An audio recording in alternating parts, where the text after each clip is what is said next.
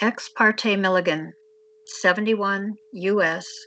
4 Wall 2, 1866, was a landmark decision of the U.S. Supreme Court that ruled the application of military tribunals to citizens when civilian courts are still operating as unconstitutional.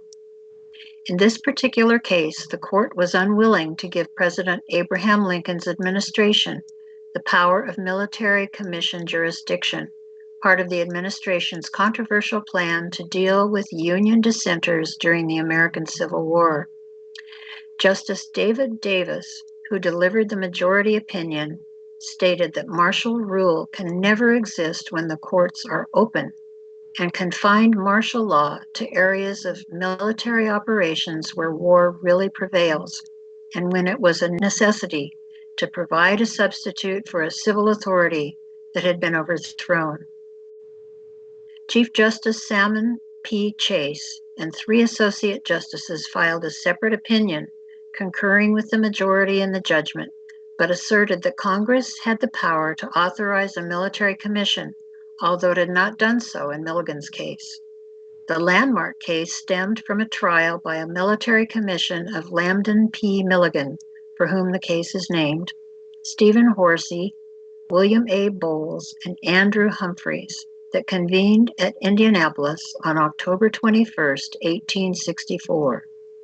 The charges against the men included, among others, conspiracy against the U.S. government, offering aid and comfort to the Confederates, and inciting rebellion.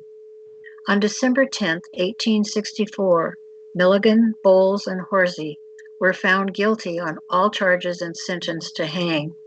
Humphreys was found guilty and sentenced to hard labor for the remainder of the war.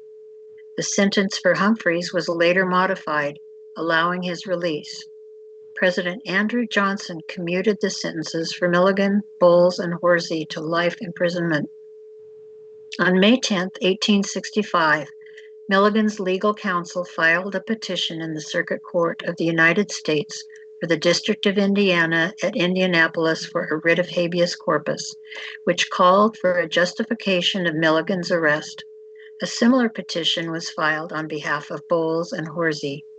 The 2 judges who reviewed Milligan's petition disagreed about the issue of whether the U.S. Constitution prohibited civilians from being tried by a military commission, and passed the case to the U.S. Supreme Court.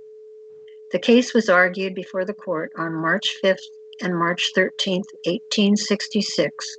Its decision was handed down on April 3rd, 1866.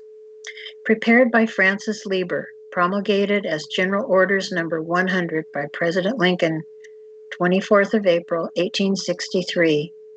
Instructions for the Government of Armies of the United States in the Field, prepared by Francis Lieber, LLD, originally issued as General Orders No. 100, Adjutant General's Office, 1863, Washington, 1898, Government Printing Office.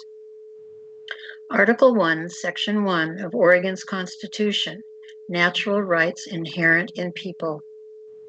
We declare that all men, when they form a social compact, are equal in right, that all power is inherent in the people, and all free governments are founded on their authority and instituted for their peace, safety, and happiness, and they have at all times a right to alter, reform, or abolish the government in such manner as they may think proper.